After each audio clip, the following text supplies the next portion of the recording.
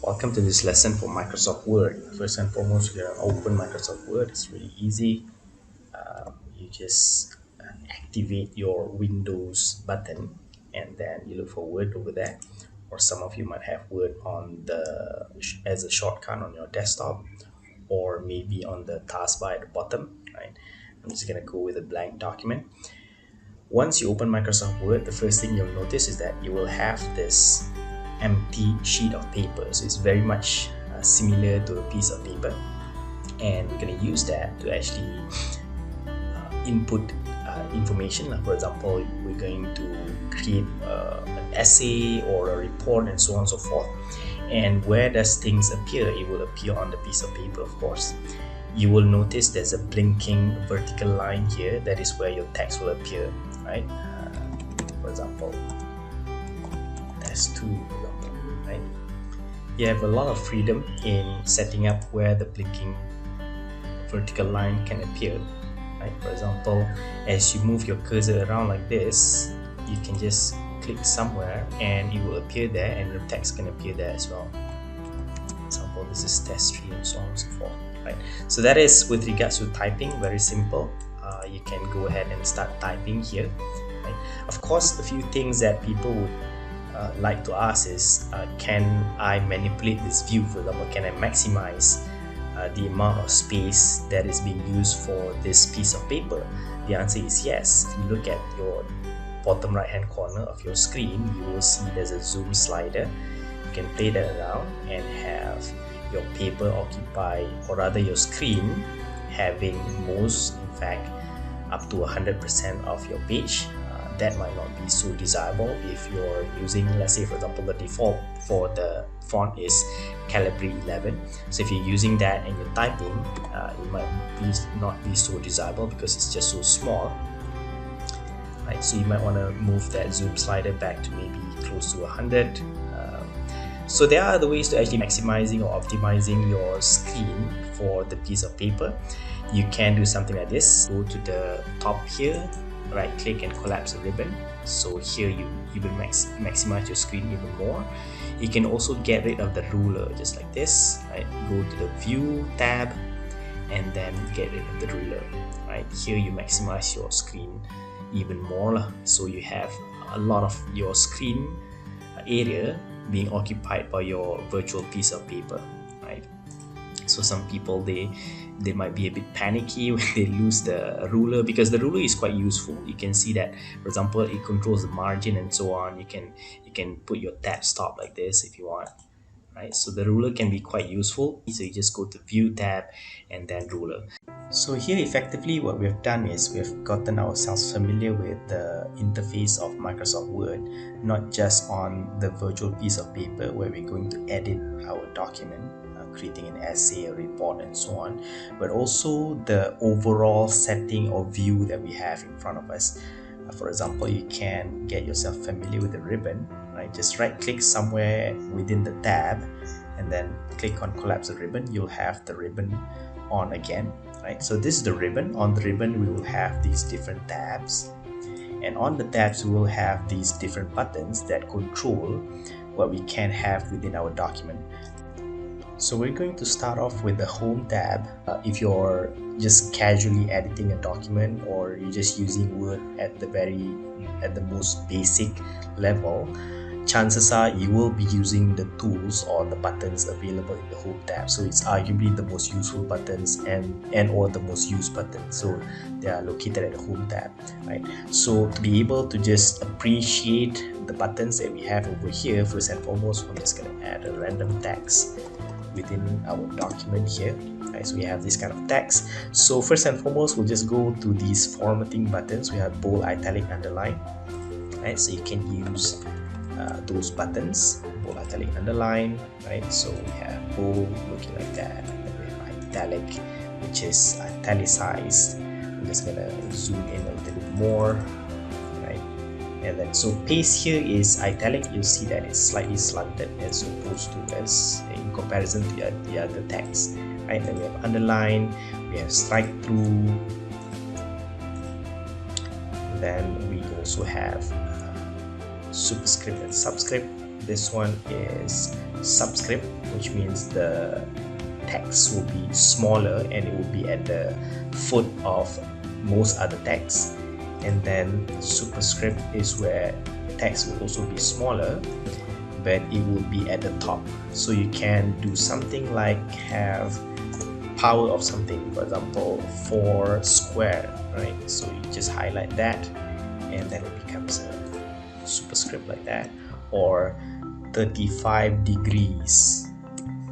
Of course, it's not the only way to actually do a degree. There's also something called symbol. Having gone through that, we have covered quite a bit of buttons in the Home tab. Arguably, the buttons that I use quite a bit with regards to basic editing or the most casual editing of documents using Microsoft Word. Right? Of course, you can try out the other buttons within the font grouping of the Home tab. Right? For example, you can try out the highlighter here, right? Or change the color of the font here. There's automatic, which is you can say the default for the document. It looks black, but it's not necessarily black. Automatic means if, say, you make changes to the document, let's say now the paper is black and now the paper is white, so automatically the text will become black. If you change the background of the paper to be black, then the text will automatically change its color. Right? You can also do a manual. For example, this is black, there's blue, and then other colors like that. Right? Of course, you can try out all of these things. You can also change the font if you want. It is of course restricted to the type of font that you already have installed inside your computer. You can also change the font sizes and so on and so forth. Right? So moving on, we're going to go for this part here, which is paragraph or paragraphing of your document.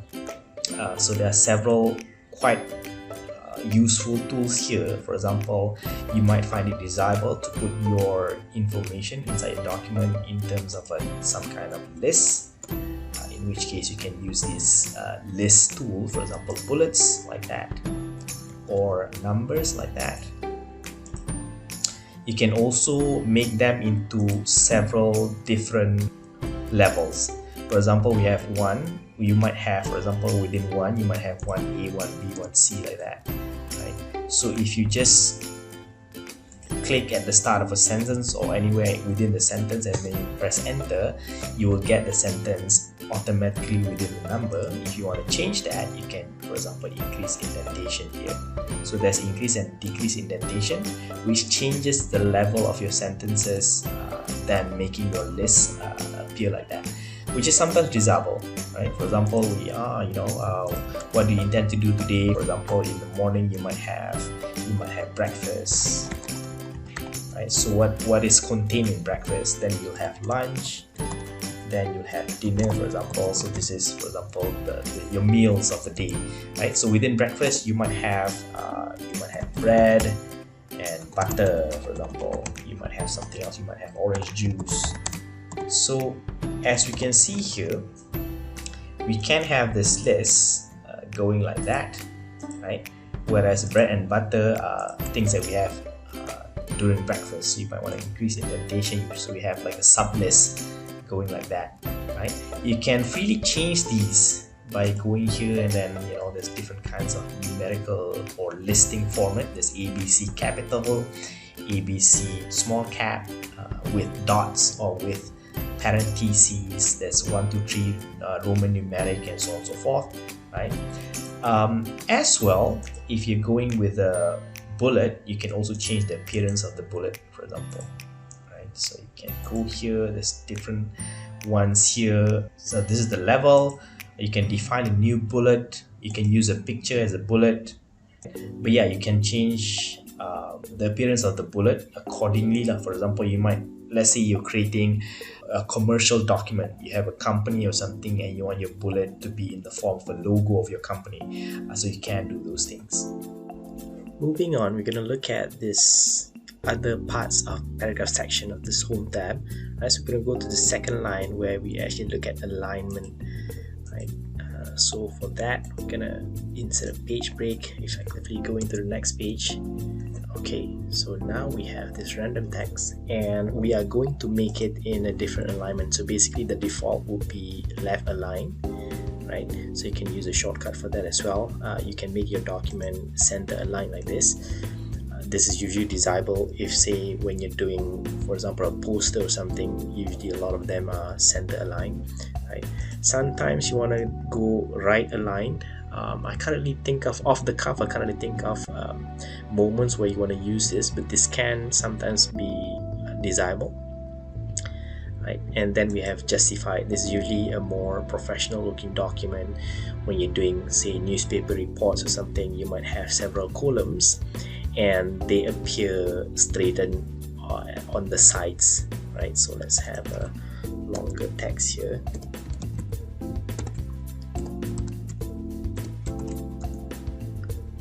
So here, as you can see, it's straightened on either side, and when you have, for example, less words in a sentence, right, it will still appear that way, meaning they preserve the two sides so that it appears straight, right? And sometimes that is desirable because you want a document that looks very well formatted, right? So these are alignments, and sometimes alignments are used to improve the readability of your document. For example, a left aligned document might look a bit more innocent, a bit more less formal, a bit friendlier to the eyes, that kind of thing. A justified document might look very neat, but at the same time it might stress out that it's an official type of document, and it might be a bit more stressful to read through, and so on and so forth. So it depends on the kind of document you're creating. Maybe for you're writing to your friend a note or something, just saying something friendly, or when you're creating a formal report, you might want to go with a straight line on either side, and so on. Then, aside from this horizontal readability of the document, horizontal formatting, you can also improve readability by adjusting your document vertically. For example, by increasing the amount of space between your lines, horizontal lines. Again, it might improve readability, it might make it less stressful, but at the same time it might also make your page a bit more full. You can actually just shift it like that, right? There's even 3.0, 2.5, and so on and so forth, again depending on the purpose of the document, right? So this is part of it is personal preference. For example, I like 1.15, whereas part of it is requirement. Sometimes you're required to have your document as 1.5 spacing, 1.15 spacing, and so on and so forth, right? So the horizontal part is what we call alignment, and then the vertical part, what we call spacing, right? So these are formatting options that you have at hand. Aside from the tools and buttons that we have gone through so far in the Home tab, Microsoft Word also has a lot of other features, even in the Home tab itself.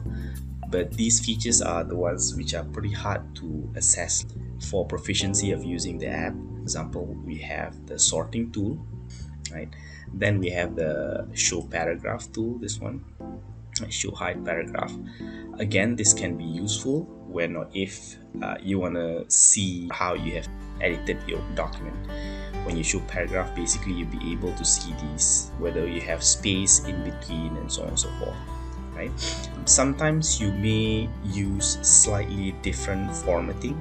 For example, when I do this, for example, immediately I have this paragraph showing here, which means that I've used an enter, right?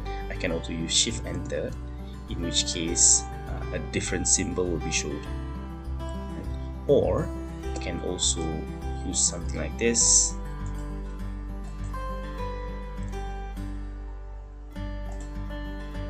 paragraph and spacing, right? I can increase the spacing between paragraphs just like that, right? In which case I have a somewhat similar effect as when I use 3 enter, like this, 1, 2, 3. So when we don't have this, it might appear somewhat similar, meaning we have a bit of space between our paragraphs. But when we do put the paragraph show and hide, now we'll be able to see that, oh, actually, this is using a slightly different method than this. Other than that, previously we have talked about the automatic coloring, right? So we have automatic coloring where the color of the font or the color of the text will immediately change according to what you do with the document. For example, if I change the shade of the paper into black, right? Let's change it to black, right? For example, like this. Now it immediately automatically changes the color of the text to white, right? Whereas when it's gray, word, figures, hey, is still pretty acceptable to have it in black. Black and white contrast sharply with a lot of other colors. So when you change it to other colors, even red and so on, it will either stay black or it might change to white, depending. So some colors which are very dark, for example, dark blue and black, it will change into white, otherwise it will stay as black. Next up is we have this show borders. Sometimes, especially for older documents that you haven't worked on for a long time, or document which has been created by someone else, you might notice some formatting that you cannot seem to change. For example, I can do a backspace and this goes back to the original line, but I cannot do it for here. Or why is it that this particular line, this particular paragraph is slightly indented, right? So indented right as opposed to this one, right? So why can't I make it in the same line? The answer is because you have a table and sometimes you cannot see it. So what you can do is you can just highlight the whole thing and then just show all borders. This is one way of looking at this, or you can actually use the same tool and then just hide your borders, because sometimes that is desirable. At the respective sections of any tabs, actually insert tab, home tab and so on, but now we're at the home tab, you see this little bit of arrow at the bottom right hand corner. Once you click on that, you will get extra features with regards to the section. We're going to cover these very useful tools a little bit in Word, which is the clipboard and subsequently the styles, right? I like to think that these two are somewhat related to each other, at least on how I made use of the clipboard. Right, so what is the clipboard?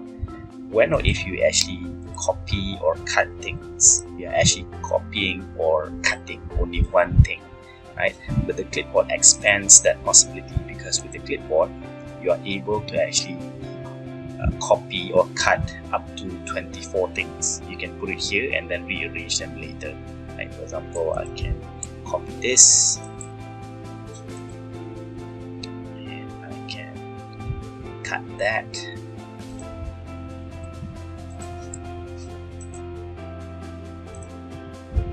and it will all be here, giving me not only the freedom of going through the document until the end, choosing what I want to copy or cut. That's one freedom that I have. The other is later when I want to paste it, I can arrange or rearrange it according to what I want to do. And this is especially useful, especially when, let's say, you're going to the net and copying and pasting a few things. Let's see here. Let's see, copy special coverage. So we have it might be any of these documentation. Let's see, just go to this one and we copy a few paragraphs. Let's see, I want this paragraph. Right, so I'm just going to use Control C for that, and then I want that paragraph. Copy that one as well. This paragraph, for example. Once I go back to Microsoft Word, we'll see that we have these paragraphs here, right?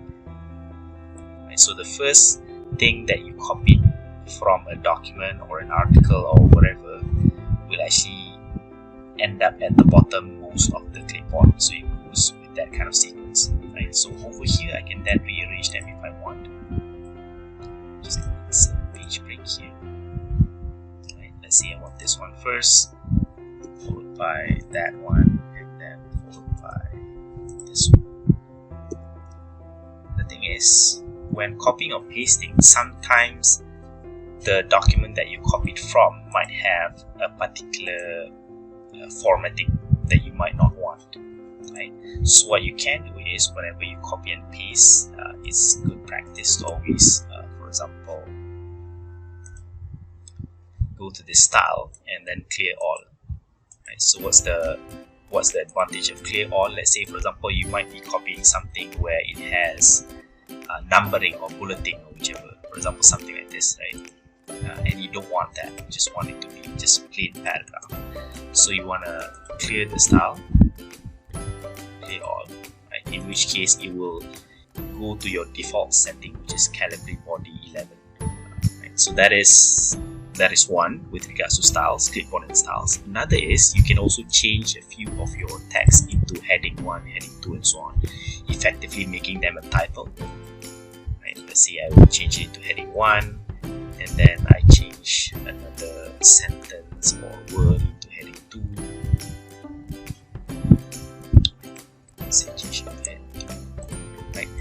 If you do this, what happens is that, technically speaking, Word sees these things as slightly different things, right? In which case you can then, for example, if you want to link, meaning you want to put some kind of hyperlink within your document so that you can go from one point to another really quickly, right? You can put a link, place this document, and you can see that, for example, headings here, we have heading 1, that's one. Another is you can also do something like a table of contents. For example, this one. I'm just going to add an automatic table 1 like this, and you can see that the two things that we have indicated as a heading just now, which is heading 1 and heading 2. Heading 1 just now was themes and that. Heading 2 is this one. Right? So both of these end up in the table of content because we'll recognize that these are somewhat different kind of text. So they are somewhat highlighted. Finally, once we're done with our document, our work for the day or for the sitting, right? What we can do is we can save it. Right? So there are several ways of saving. One is you can see this icon of a floppy disk, which depending on your age you might have never seen in your entire life. Right? So you can click on that. If this is your first time opening it, you will see that there will be a default name, which is document 1, document 2, and so on, depending on how many documents you have opened. Right? You can just click on that and it will actually let you save it as whatever you want to save it as. Another is, of course, you'll notice from this tab you also have the file tab. If you click on that, you will get these extra options, which includes save and save as. Right? So what does that mean? When you save, that means you might already have saved it before. Yeah, you have saved it as some kind of file, and when you just click on save or the floppy disk icon, you're just saving continuously into that file, right? Whereas when you save as, you're actually saving it as a different file. So, but the first time you're saving, by default it becomes a save as, because you have never saved it before. So you will have to name it and so on and so forth. So that is Microsoft Word, introduction to Microsoft Word, and a few of the basic tabs. Mostly we focus on Home tab, and then we talk a little bit about the File tab.